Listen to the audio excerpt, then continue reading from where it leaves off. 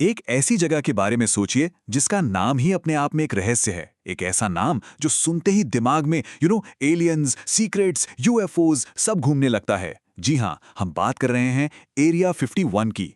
आखिर क्या है इस जगह की हकीकत? तो सवाल यही है, क्या है ये पहेली? क्या सच में वहां दूसरे ग्रहों से आए मेहमानों को छुपा कर रखा गया है, या फिर कहानी कुछ और ही है, कुछ ऐसी जो हमारी सोच से भी कहीं ज्यादा एडवांस्ड है? चलिए आज सच और कल्पना के बीच की इस धुंधली लकीर को समझने की कोशिश करते हैं। तो चलिए शुरू करते हैं। सबसे पहले ये समझते हैं कि कागजों पर ऑफिशियली ये एरिया 51 आखिर है क्या भला। ये जगह है नेवादा के रेगिस्तान में, मतलब मीलों तक कुछ नहीं, बस ये टॉप सीक्रेट मिलिट्री बेस। और मजे की बात तो ये है कि सालों साल तक अमेरिकन सरकार ने तो माना ही नहीं कि ऐसी कोई जगह है भी। और यहाँ की सिक्योरिटी, अरे बाप रे, ऐसा समझ लीजिए कि ये किसी हॉलीवुड मूवी का सेट है। हर तरफ हथियारबंद गार्ड्स, जमीन के नीचे तक सेंसर्स, और बड़े बड़े बोर्ड्स पर साफ लिखा है, आगे बढ़ें तो जिम्मेदार आप खुद होंगे। मतलब मजाक बिल्कुल नहीं। तो ठीक है, ये तो हुई आज की बात। पर्दे के पीछे क्या चल रहा था? चलिए जरा इतिहास के पन्ने पलटते हैं और देखते हैं कि इस बेस का असली सच क्या है। तो कहानी शुरू होती है कोल्ड वॉर के टाइम से, 1950 में। मकसद ऐसे जासूसी विमान बनाना जो दुश्मन की नजरों में आए बिना उसके घर में घुस सकें। जैसे कि U-2 स्पाई प्लेन जो इतनी ऊंचाई पर उड़ता था कि ऑलमोस्ट स्पेस में पहुंच जाए, या फिर SR-71 ब्लैकबर्ड जो आवाज से भी 3 गुना तेज था। सोचिए जरा, यहीं पर स्टील टेक्नोलॉजी, मतलब रडार को धोखा देने वाली टेक्नोलॉजी को भी बनाया गया। और फिर सालों की चुप्पी के बाद साल 2013 में CIA ने खुद माना कि हाँ, एरिया 51 सच में है। ये एक बहुत बहुत बड़ी बात थी। लेकिन साथ में उन्होंने ये भी साफ साफ कह दिया कि देखो, यहाँ पर सिर्फ एडवांस्ड एयरक्राफ्ट्स की टेस्टिंग होती है, एलियंस का कोई लेना देना नहीं है। लेकिन अगर बात सिर्फ प्लेन्स की थी, तो फिर ये एलियंस वाली कहानियां कहाँ से आईं? मतलब आग लगी तो धुआं कहीं से तो उठा होगा ना, है ना? और इस धुएं की शुरुआत होती है 1947 की रॉसवेल घटना से।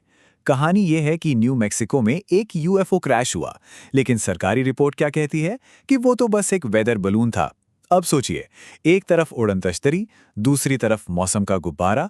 बस यहीं से सारी कॉन्स्पिरेसी थियोरीज की बाढ़ आ गई। और फिर तो कहानियों का जो सिलसिला शुरू हुआ वो आज तक नहीं थमा कि भाई एरिया 51 में एलियंस की बॉडीज रखी हैं। उनके जहाज़ों को तोड़ मरोड़ कर, मतलब रिवर्स इंजीनियर करके नए हथियार बनाए जा रहे हैं। कुछ लोग तो ये भी कहते हैं कि वहां टाइम ट्रैवल पर एक्सपेरिमेंट होते हैं। मतलब जितनी मुंह उतनी बातें, लेकिन सबूत के नाम पर कुछ भी नहीं। और मजेदार बात यही है, यहीं पर आकर सच और फसाना आपस में ऐसे घुल मिल जाते हैं कि फर्क करना मुश्किल हो जाता है। सरकार की खामोशी ने ही लोगों की कल्पना को पंख लगा दिए। तो असल में हुआ क्या? सोचिए, U-2 जैसा प्लेन जो 60,000 फीट से भी ऊपर उड़ रहा है, उस जमाने में किसी ने ऐसी चीज देखी ही नहीं थी। तो जब आम पायलट्स या जमीन पर लोग आसमान में ऐसी अजीब तेज रफ्तार वाली चीज देखते थे, तो उन्हें क्या लगता? जाहिर है, उन्हें लगा कि ये कोई यूएफओ है। वो एलियंस नहीं थे, वो अमेरिकी एयरफोर्स की फ्यूचर टेक्नोलॉजी थी। और फिर फिल्मों और गेम्स ने इस आग में घी का काम किया। आज एरिया 51 सिर्फ एक मिलिट्री बेस नहीं रहा, ये पॉप कल्चर का एक ऐसा सिंबल बन गया है जिसका मतलब ही है एलियंस और सरकारी राज। इसका क्रेज किस लेवल का है, इसका अंदाजा आप इस बात से लगा सकते हैं कि 2019 में फेसबुक पर एक मजाकिया इवेंट बनाया गया, स्टॉर्म एरिया 51। और जानते हैं क्या, 20 लाख से ज्यादा लोगों ने उसमें इंटरेस्ट दिखाया। सब के सब एलियंस ढूंढने जाना चाहते थे। ये दिखाता है कि ये जगह लोगों के दिमाग पर कितना गहरा असर डालती है। तो चलिए फटाफट सब कुछ समेट लेते हैं। क्या एरिया 51 सच में है? हाँ, बिल्कुल है। क्या वहां सीक्रेट मिलिट्री प्लेन्स टेस्ट होते हैं? जी हाँ, ये भी सच है। क्या वहां एलियंस हैं? देखिए, इसका आज तक कोई भी सबूत नहीं मिला है। और क्या वहां यूएफओज देखे गए हैं?